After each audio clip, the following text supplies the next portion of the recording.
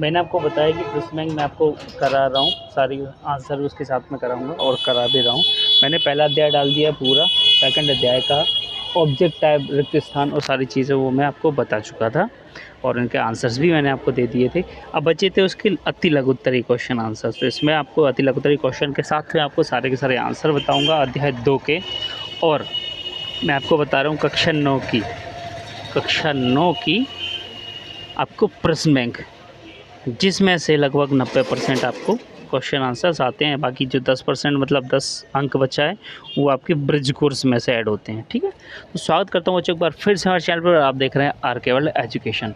बच्चों चैनल पे नए हैं और चैनल को सब्सक्राइब नहीं किया तो प्लीज़ रिक्वेस्ट है मेरी कि सबसे पहले चैनल को सब्सक्राइब कर दें, ताकि आगे की जो वीडियो वाड़ी डालूँगा मैं आपको, साथ में बेल आइकन भी प्रेस कर दें, ताकि जो वीडियो डालूँगा आगे आपको प्रॉफिटेबल रहेंगी और आप उसका लाभ अच्छे से ले सकेंगे। और आपको वीडियो पसंद आ रही हो थोड़ी बहुत भी, प्लीज़ सबसे पहले वीडियो को लाइक करें, उसके बाद आगे बढ़ें। साथ में आप एक पेन और एक कॉपी का मतलब फेयर रजिस्टर, थोड़ा ठीक ठाक सा फेयर रजिस्टर आप लेके रखें, ओके, ताकि आपको क्या है प्रॉब्लम ना आए आंसर्स में। ओके, चलिए शुरू करते हैं। पहला क्वेश्चन है कि आसवन विधि क्या है, और दूसरा क्वेश्चन रहेगा आपका क्रोमेटोग्राफी विधि क्या है। इन दोनों को मैं समझते हैं नीचे। चलिए, तो ये रही आपकी आसन विधि का आंसर क्या रहेगा, डिस्टिलेशन का मतलब साफ़ सफाई। ठीक है, डिस्टिल्ड वाटर आपने सुना होगा। डिस्टिल्ड वाटर किसी भी पानी को गर्म करके, किसी एक फिक्स टेम्परेचर पे गर्म करके उसको डिस्टिलाइज किया जाता है, तो डिस्टिल्ड वाटर आपने सुना होगा दवाइयों के साथ आता है। ठीक, तो वही चीज़ है कि आसवन किसी मिश्रित द्रव के अवयवों को उनके वाष्पन सक्रियताओं मतलब वोलेटिलाइटीज़ ठीक है के अंतर के आधार पर उन्हें अलग करने की विधि है। यह पृथक्करण की भौतिक विधि है, ना कि रासायनिक। ठीक है, परिवर्तन अथवा रासायनिक अभिक्रिया, ना ही रासायनिक अभिक्रिया है, ना ही रासायनिक विधि है।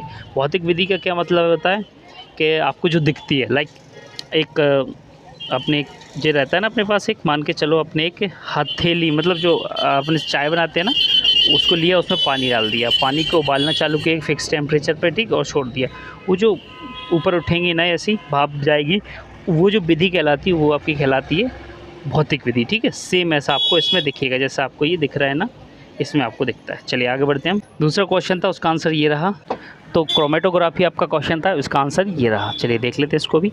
क्रोमेटोग्राफी, क्रोमा जिसका अर्थ है रंग और ग्राफिक जिसका अर्थ है लिखने के लिए, इसका मतलब पेंटिंग जैसा कुछ। ठीक है, रंगों को लिखना मतलब पेंटिंग ही होता है, ऐसा कुछ समझ लेते हैं। चलिए अब देख लेते हैं पूरा कि मिश्रित तकनीक के एक सेट के लिए सामूहिक शब्द हैं मिश्रणों के अलग अलग होने के लिए। मिश्रण एक द्रव में भंग कर दिया जाता है, जिसे मोबाइल चरण कहा जाता है, जो इसे एक स्थिर सामग्री के रूप में रखे हुए एक अन्य सामग्री वाले ढांचे के माध्यम से किया जाता है।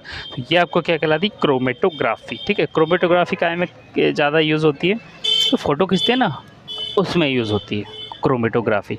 चलिए अब आगे बढ़ते हैं हम। हमारा नेक्स्ट क्वेश्चन क्या रहेगा, नेक्स्ट क्वेश्चन रहेगा प्रभाजी आसवन किसे कहते हैं, और दूसरा रहेगा चौथा क्वेश्चन क्रिस्टलीकरण विधि के 2 अनुप्रयोग लिखिए। चलिए आगे बढ़ते हैं हम और आंसर देखते हैं।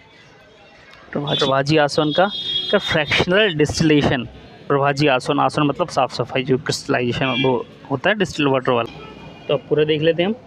प्रभाजी आसवन फ्रैक्शनल डिस्टिलेशन एक औद्योगिक प्रक्रिया है जिसके द्वारा किसी मिश्रण के अवयवों को अलग अलग किया जाता है। ठीक है, यह आसवन की एक विशिष्ट विधि है। उदाहरण के लिए पेट्रोलियम से पेट्रोल, डीजल से केरोसिन एवं अन्य घटकों से इसी विधि से अलग अलग तत्व, पूरा नहीं आ पाए तो अलग अलग प्रकार के तत्व लिख सकते हो आप, प्रकार के तत्व निकाले जाते हैं। ठीक है, निकाले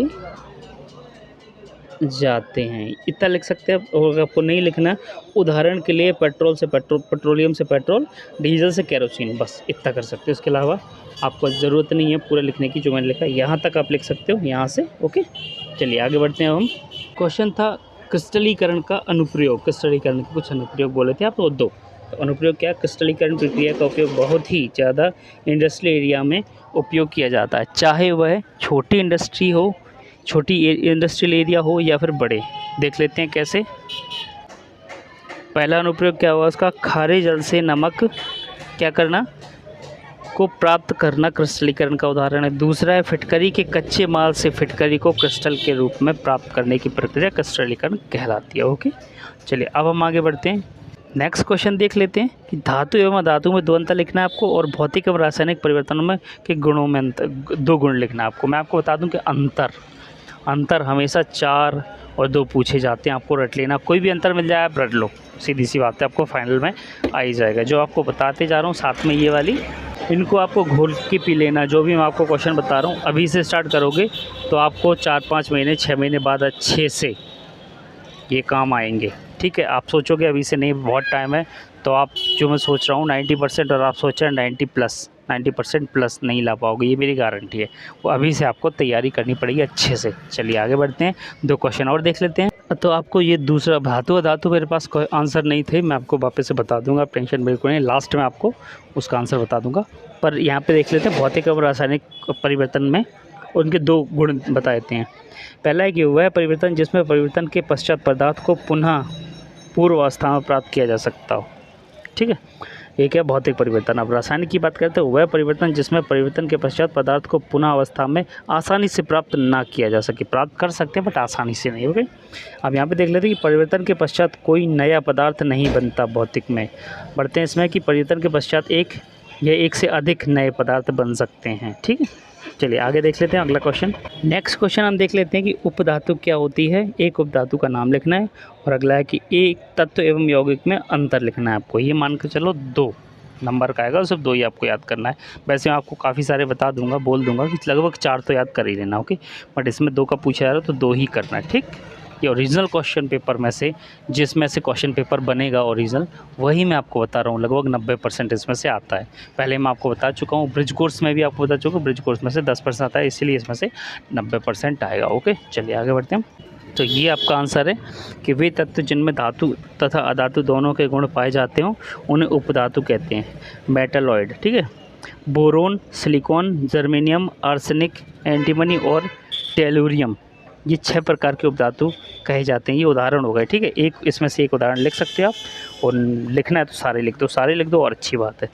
कार्बन, एल्यूमिनियम, सेलेनियम, पोलेनियम, एस्टेटीन क्या है को भी कुछ सीमा तक उपधातु कहा जाता है कि थोड़ा बहुत इनमें भी कुछ मिलावट होती है, 2 गुण पाए जाते हैं। ठीक है, चलिए आगे बढ़ते हैं। अब क्वेश्चन था कि तत्व और यौगिक में आपको बताना है अंतर। ये 2 बता दिए या फिर 4 बता दें आप। ठीक है, आपकी इच्छा है आप कितना याद करेंगे। 2 नंबर का पूछा, सिर्फ 2 याद करना। मेरे हिसाब से आप 4 कर लें, हो सकता है वो बदल दिया जाए। और पर ऐसा नहीं है कि सिर्फ 90%, उस 10% में जो आपको बता रहा हूँ कि 10% जो बचेगा उसमें ऐसे बदल दिया जाए। इसीलिए आप पूरा कर लीजिए, क्या दिक्कत है। बस 2 करना चाहे 2 कर सकते हैं। ये आपको दिया है कि तत्व का निर्माण एक प्रकार के परमाणुओं से मिलकर होता है और यौगिक का निर्माण 2 या 2 से अधिक परमाणु से मिलकर होता है। इसमें 1 से होता है, इसमें 2 से होता है।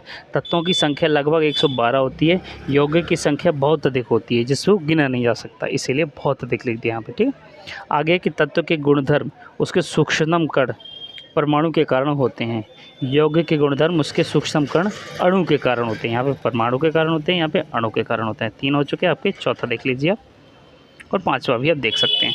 तत्व भौतिक और रासायनिक क्रियाओं के द्वारा सरल पदार्थों में विघटित नहीं हो पाते। ठीक है, पर यौगिक को भौतिक और रासायनिक क्रिया के द्वारा सरल पदार्थों में विघटित किया जाता है। सीधी सी बात है, उल्टा हो रहा है। ठीक है, एक दूसरे के अपोजिट रहते हैं। तत्वों के उदाहरण क्या है? तत्व हाइड्रोजन, नाइट्रोजन, कार्बन, फास्फोरस। और यौगिक क्या है? Sodium chloride, copper, sulphate. अब सोडियम क्लोराइड कैसे हो गया? सोडियम होता है Na, क्लोराइड होता है Cl। ठीक है, तो सोडियम प्लस में होता है, Cl माइनस में होता है, इसलिए सोडियम क्लोराइड 2 तत्वों से मिलकर बना है। पोटेशियम सल्फेट, ये भी से के होता है सल्फेट, और सर MnO4 होता है शायद, कंफर्म नहीं है मुझे, थोड़ा सा गड़बड़ है। आप देख सकते हो, उस पर देख लीजिए आप, गूगल पे आपकी बुक में मिल जाएगा। चलिए आगे बढ़ते हैं। अपना नेक्स्ट क्वेश्चन है कि मिश्रित एवं यौगिक में 2 अंतर लिखना है आपको। ठीक है, और ये तो बता चुका हूँ आपको मिश्रित यौगिक में। वो मिश्र धातु किसे कहते हैं? एक मिश्र धातु का नाम आपको लिखना है। चलिए आंसर बता देता हूँ। और ये वाला जो क्वेश्चन है ना, कौन सा वाला, धातु एवं धातु में 2 अंतर, ये आप गूगल से देख लीजिए, बहुत ईजी है, आराम से मिल जाएगा आपको। ठीक है, चलिए आगे बढ़ते हैं। मिश्र धातु किसे कहा जाता है कि दो या दो से अधिक धात्विक तत्वों के आंशिक या पूर्ण ठोस विलयन को मिश्र धातु कहते हैं। इस्पात एक मिश्र धातु है। ये आपका उदाहरण आगे, इतना आप लिखें बहुत है, काफ़ी है। पर आप अगर आगे लिखना चाहते हैं कि आपको पूरे नंबर ही मिलने 2 के 2 ही, तो प्राय मिश्र धातुओं के गुण उस मिश्र धातुओं को बनाने वाले संघटकों के गणों से भिन्न होते हैं। इस्पात लोहे की अपेक्षा अधिक क्या होता है, ठोस होता है। पूरा अपेक्षा अधिक क्या होता है, ठोस होता है। इस्पात के होता है, ये पूरा था, इसका कट गया जो। तो ये वाला चैप्टर यहीं समाप्त करता हूँ और यहाँ पे समाप्त हो चुका है।